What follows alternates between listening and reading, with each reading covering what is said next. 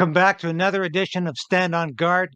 This is the KRAYDEN'S Right channel. Thanks for watching. Thanks for being a part of this experience of being a part of what we're doing here, which I think is very important. We'll be back in a minute. I've got some exciting news for you today, and I got a great interview with the great Eva Chipiuk. We'll be right back. So we are in a very precarious position in this country. We need political change, but we also need the resolve to resist.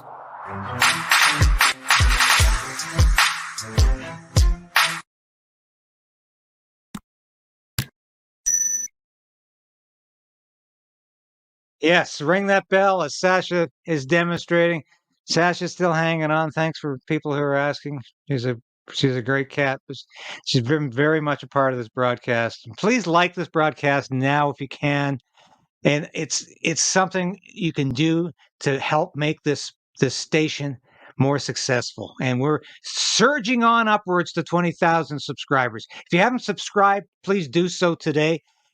Have a look to make sure you're still subscribed if you have already subscribed, because sometimes YouTube will unsubscribe you, so you have to resubscribe. But thank you for your support. We invite it. We thank you for it. You've been fantastic. We are growing, and we're going to keep growing because, you know, I don't put clickbait on here. I don't say stupid things about what is going to happen. I don't tell you Justin Trudeau is finished. He's gone. He's history. He's going to jail. I don't tell you those things because they're not true. And if we're on here talking about truth, if we're demanding politicians tell the truth, if we insist that Justin Trudeau start telling the truth, and we ask his cabinet members and his caucus to start telling the truth, then we should be telling the truth. So I'm not going to tell you Justin Trudeau's days are numbered as prime minister. He's going to cling to power tenaciously. We got to encourage him to go. Yes, we do. But I'm not going to tell you otherwise. But I've got an exciting show for you today because I've got Eva Chipiuk on, and she is the Freedom Convoy lawyer who did a fantastic job at the Emergencies Act inquiry in November 2022 when she cornered Justin Trudeau. More about that later. I've also got a tremendous clip from the Liberal Party caucus meeting that's going on right now. It started right after the Liberal cabinet secret meeting in Montreal, where they got all preoccupied about Donald Trump. And they decided they were going to put together this so-called Team Canada to try to prevent Donald Trump from being reelected. Yeah. They keep going on about MAGA-style conservatives. They don't want in Canada.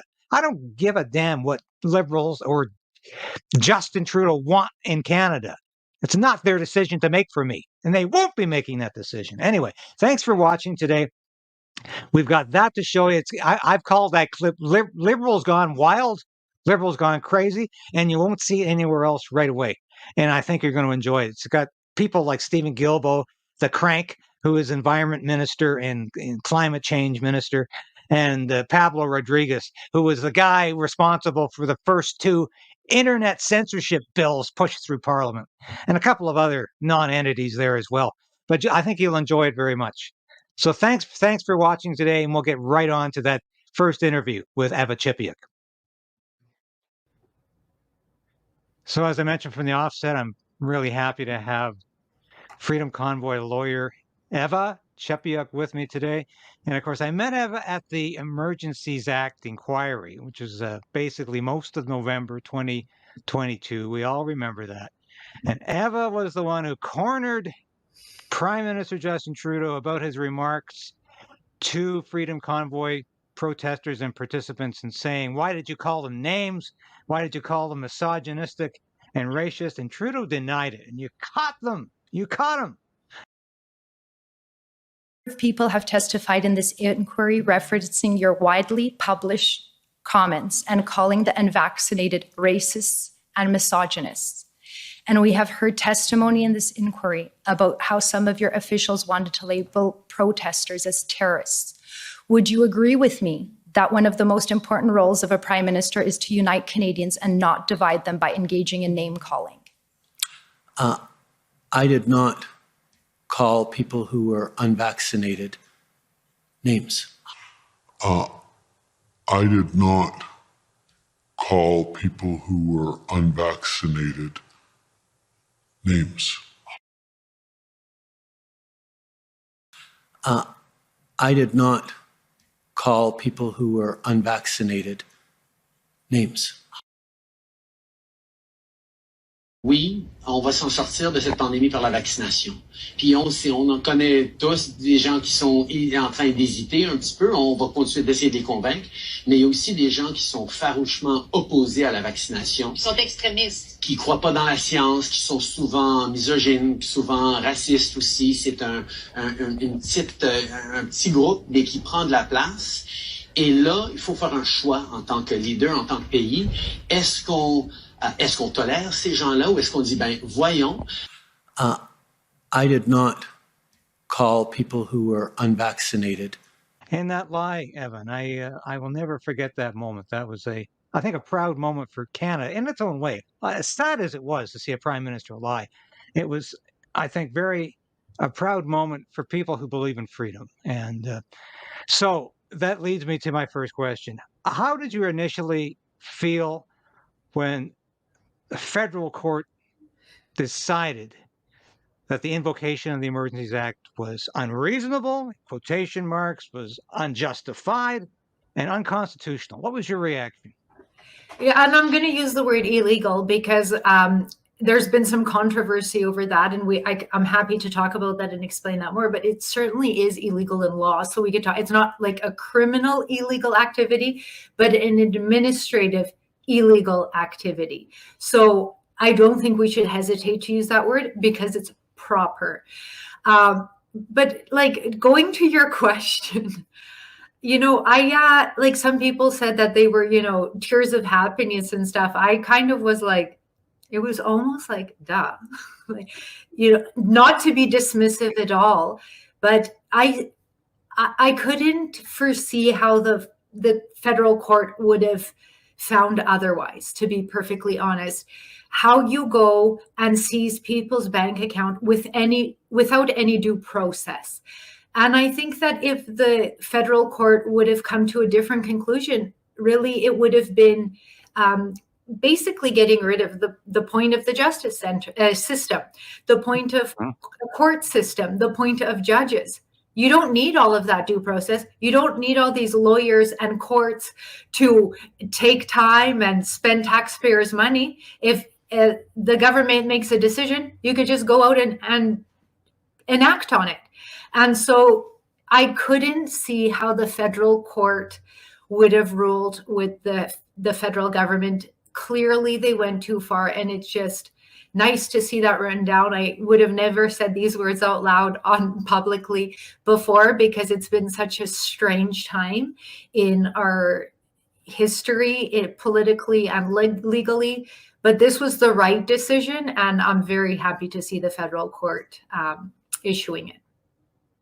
Well, I'm sure you are. You put so much work into this project, and I've tried to explain it. I'm glad you said illegal.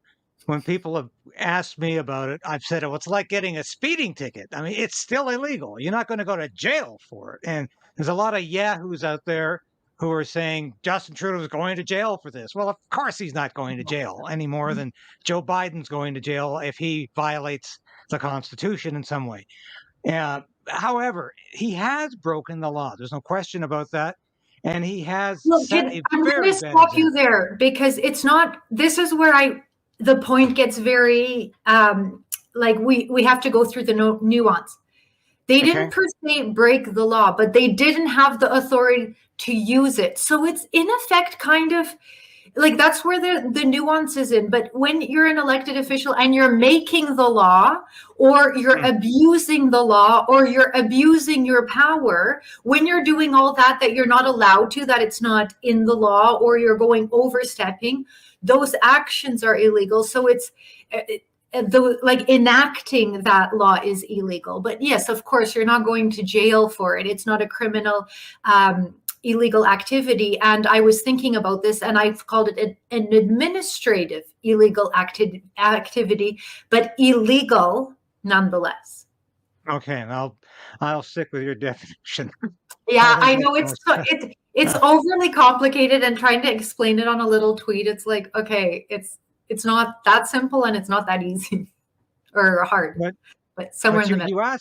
you asked the question then, what was illegal in what happened with the Freedom Convoy protest? What did people like Tamara Lich and Chris Barber possibly do that was illegal if the entire invocation of the act was in fact illegal? So is there any way we can answer that? What part of it was illegal?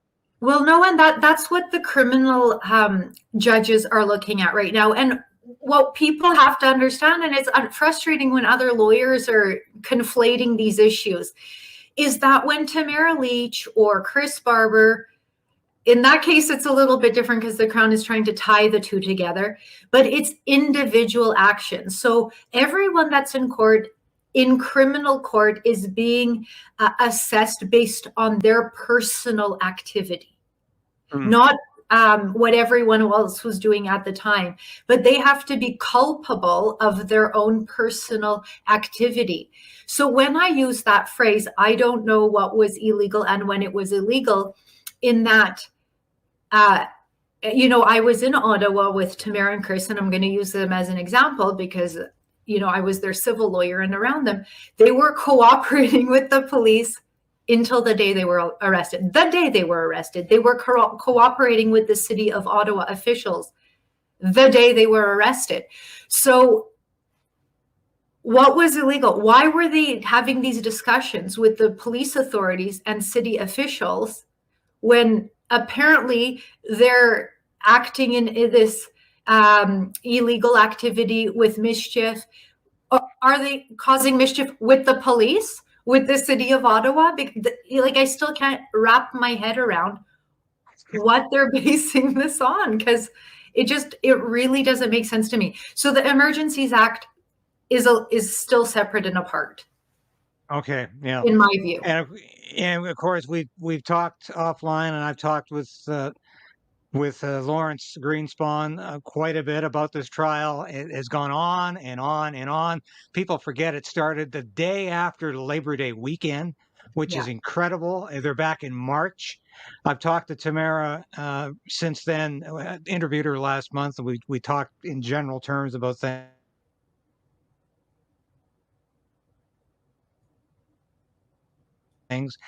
Personally, I find this to be just charges would go on this long, but I'm not asking for any comment from you on that. That's my comment. But do you think, Eva, will this have an effect? This federal court decision, could it potentially have an effect on this ridiculous civil lawsuit, this class action suit brought against the Freedom Convoy protesters by certain people in Ottawa?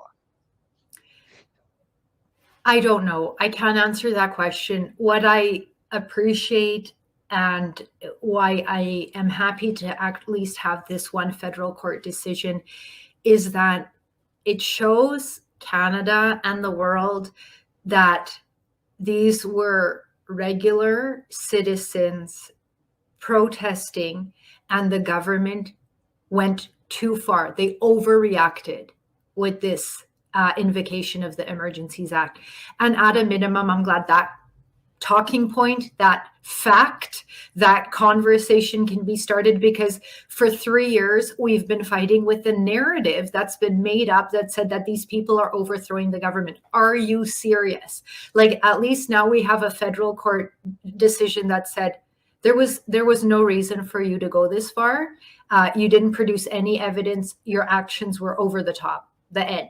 So let's start having a serious conversation in this country about what it means to hold the government to account, the fact that that's something we're supposed to do. Sometimes it's going to get uncomfortable. Sometimes people aren't going to like the message, but guess what? We're going to have to act like adults, and we're going to have to listen to what other people have to say. Let's start having that conversation in this country, please. And bouncy castles do not constitute a national emergency or security threat. And it's certainly, to me, that's what it came down to in the end. I just could not believe anybody could construe this peaceful protest. And I was there every day. I think I was one of the few journalists who was actually there every day outside, freezing, almost getting frostbite, talking to real people. And having a good time. Yeah, I had a great time. It was transformational for me politically, in terms of realizing how how politics in Canada was transforming, and it really was transformational for me. It was a very, very important experience for me personally, as a journalist as well. And I was out there as a part of this, and I couldn't believe anybody would construe this as being anything but a peaceful protest. But I am very gratified to see a federal court judge recognize that finally, because I saw that from day one. I never said freedom convoy in quotation marks, because I thought this was about not only their freedom, but it was about my freedom. And I really saw it that way. And if I saw that as a human being and as a journalist, I tried to express that from day one, and I continue to do that.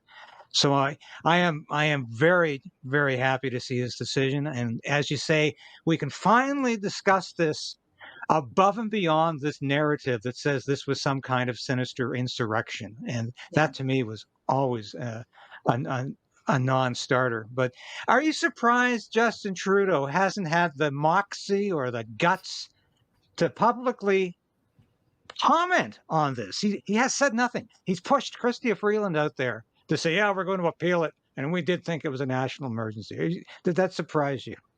So we are aware of the court decision.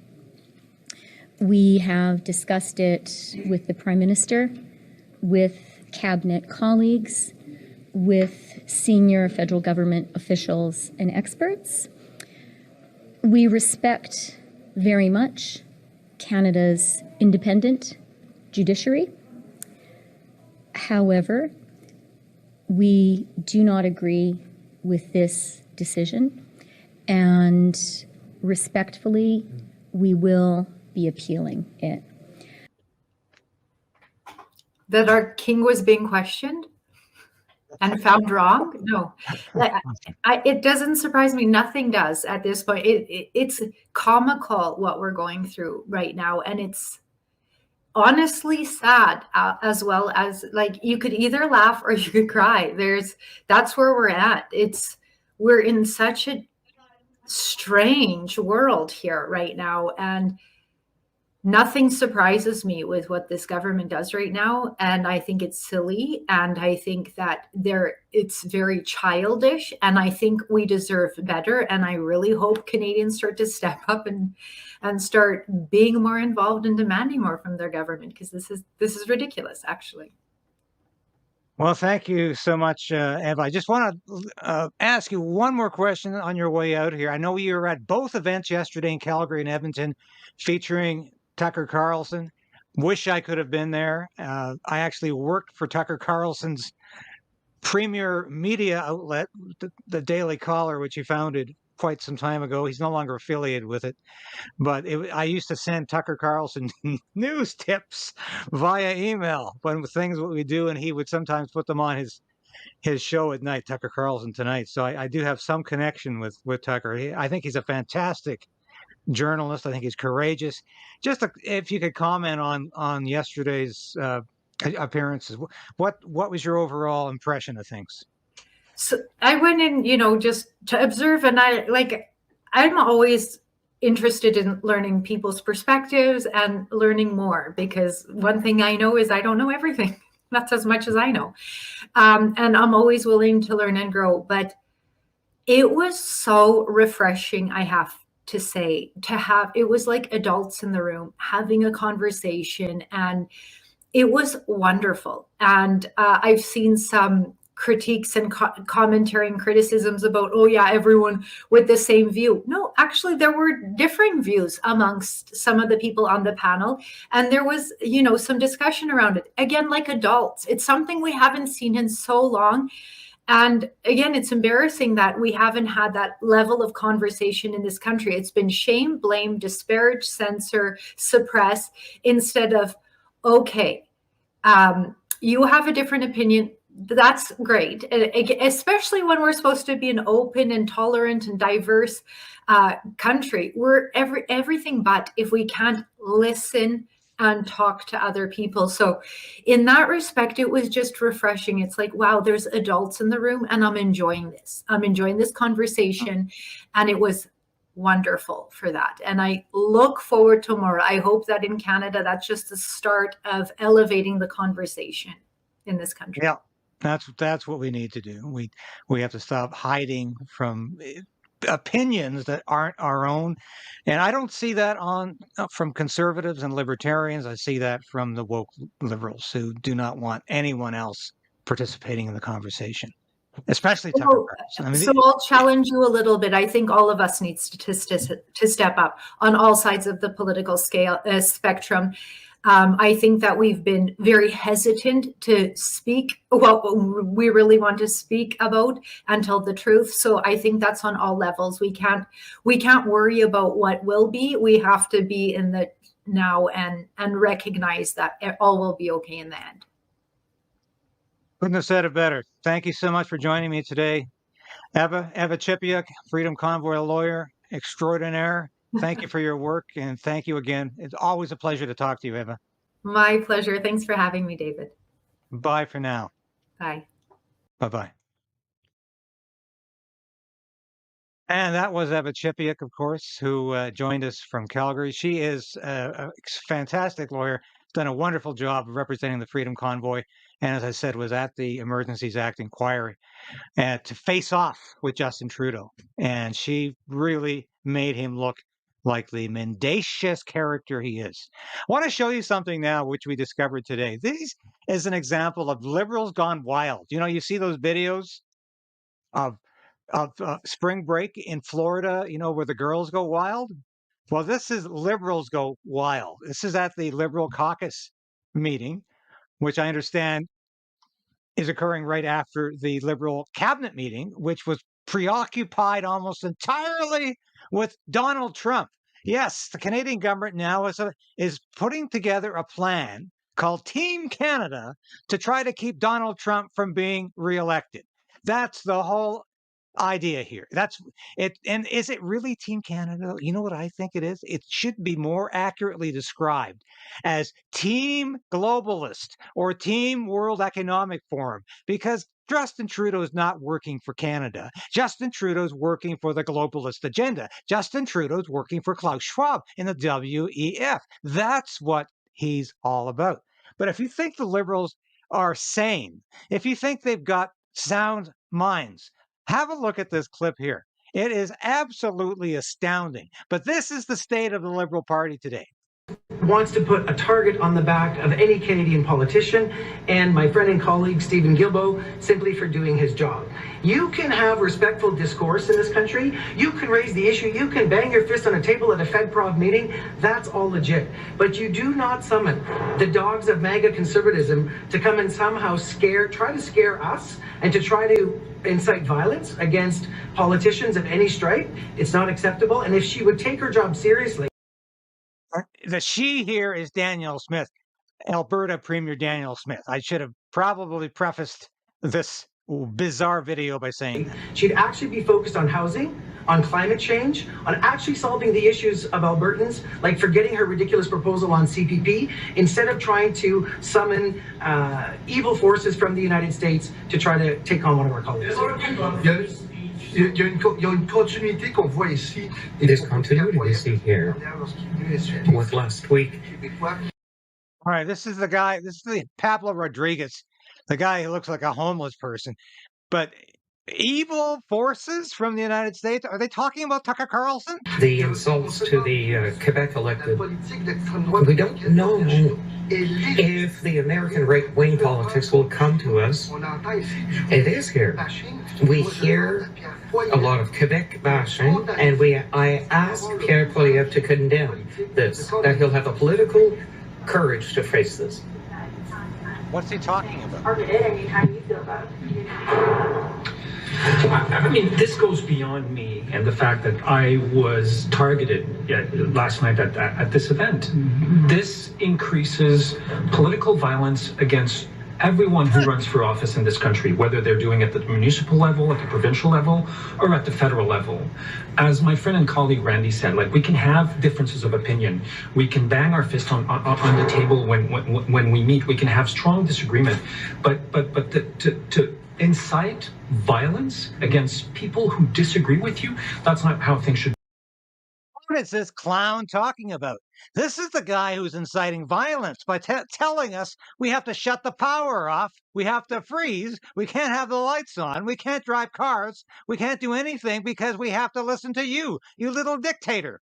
How dare you say Tucker Carlson or anybody else is inciting violence against you? You were the Greenpeace clown who got arrested for trying to climb the CN Tower. You're the clown, the environmental extremist who's trying to shove very catastrophic and dangerous environmental policies down the throats of Canadians. You're the one inciting violence against Canadians. Done in Canada. Can you clarify what is the violence? What is the violence? I think the minister also said this in French. What is the violence that they are bringing to Canada? What is the political violence that you're talking about? Just to be very clear. Well, to put a target on someone's back, for example. To name what is the evil? To put someone in crosshairs. Say they're bringing here. I mean, spewing hate speech about LGBTQ people, trying to bring the kind of division that they have in the United States north of the border. MAGA-style conservatism has no place in Canada, and it's trying to reach through our borders. And as Minister Rodriguez has said, conservative premiers, instead of doing their jobs, are trying to invite this wave of populism. And I can tell you, it's making newcomers nervous and fearful. People in the LGBTQ community do not feel safe. We have people who want to run for office that take a look at what happened last night in Edmonton and say, why bother? And that is not good for the political comments, and it's not good for Canadian democracy. You brought up Pierre Poilievre's name in your comments. I mean, is this going to be your strategy effectively going forward? Is tying Pierre Poilievre to Trump? He wants to be prime minister of this country. What happened last night is not acceptable. Is he gonna condemn? If he wants to run for prime minister, he should have the courage to condemn those. It's not acceptable in our country. That's going to be your strategy. Attendance, or I mean, what do you make of the fact that there is an audience for it and for their perspective? Well, as I said in French, the extreme right politics don't ask the question if it's coming to Canada. It's already here. And they bring it in. Over the past 24 hours, you haven't stopped mentioning that we shouldn't talk about politics. We should do what we're doing on the ground. What in your announcement has to do with and not politics? We're politics. Yes, we're politicians. But when there are statements made like that, when there's Quebec bashing and bashing francophones and the society in itself, we can't be silent on that. And Mr. Poilievre cannot maintain silence. He has to condemn this. Talk to Mr. McDonald. Talk to the municipalities, for example, who remind us to what extent it's difficult to find people who are ready to present themselves for municipal politics because of a climate of violence that's growing. And Danielle Smith yesterday said about Carlson, we can't lie about this. A TV anchor who lied and failed, and then to bring these messages here to Canada. What happened in the American capital in January 21, that's unacceptable. That's not how it is. Quebecers and Canadians want us to be doing politics. We can have differences of opinions, we can argue on certain things, but to incite political violence to people who don't think like us, I think most of people in Canada don't agree with that. Are you not contributing to the divide? Should he not have been let into the country? You're all familiar with his rhetoric. He's been doing this for years. So what, should he have been stopped at the border? I think his words should be condemned. We cannot accept that in Canada. This is not us. This will never be. This will never be. Are you not contributing to? All I can say is go to hell, Pablo Rodriguez. You don't make decisions like that. You don't decide what speech is allowed in Canada. You're trying very hard. As Heritage Minister, you're responsible for censorship bills, but you can go to hell. All of you, this motley crew, who's deciding what Canadians can think, what they can listen to, what they can talk about. You are a disgrace. You are all a disgrace to Canada. And to say that Tucker Carlson shouldn't be let in the country because you don't like him, I can only say we don't have to listen to a word you say, and we're not listening to you. Divide by coming out here and comparing Poilievre to this and making this about him? Are you not contributing to the divide by doing that? If your We're not comparing Poilievre to him. I think You're not? Have you looked at your own advertising from your Liberal Party?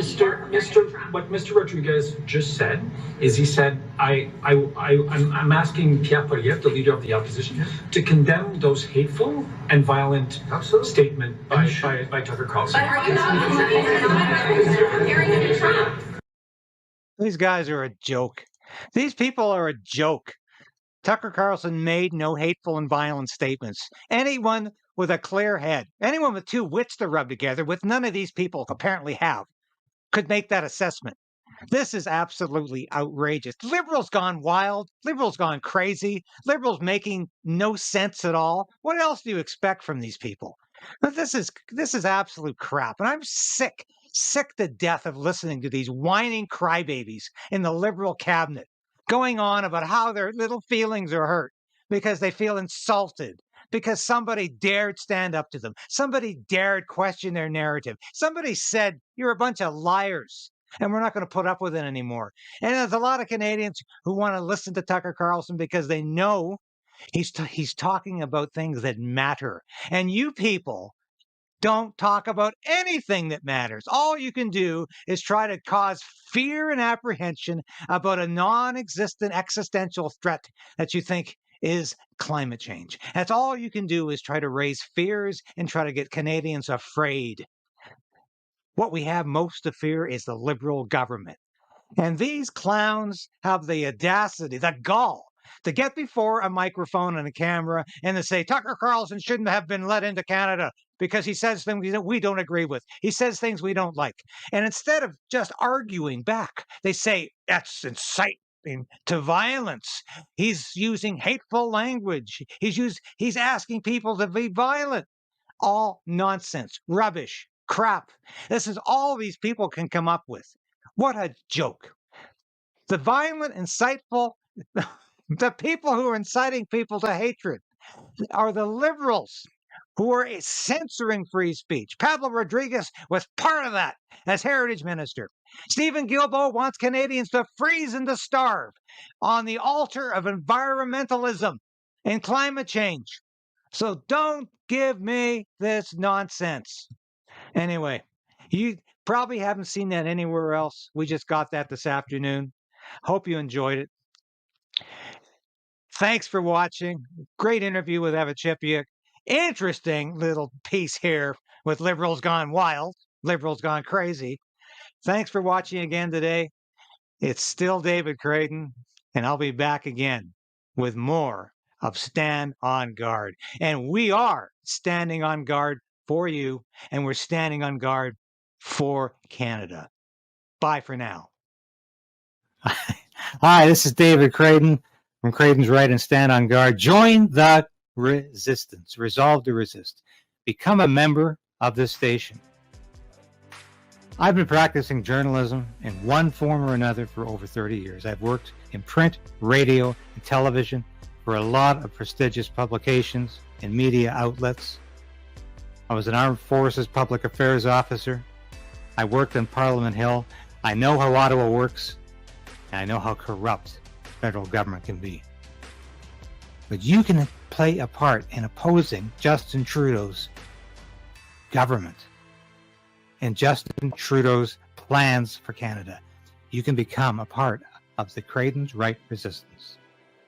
Now, I urge you today, please support this station in any way you can.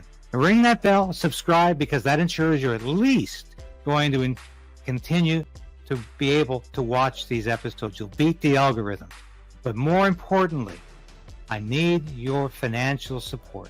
I hate to ask, but that's what I'm doing. I made a decision to pursue independent media because I believed it was the best possible route for me to take as a journalist and as a concerned citizen of Canada.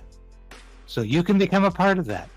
And at only $5, you can become a part of that on YouTube, on Substack, and with Buy Me a Coffee, a one-time donation. But I need your support. And from the bottom of my heart, I thank you. If you've already done that, if you're already supporting the station, thank you. But if you haven't, make that decision today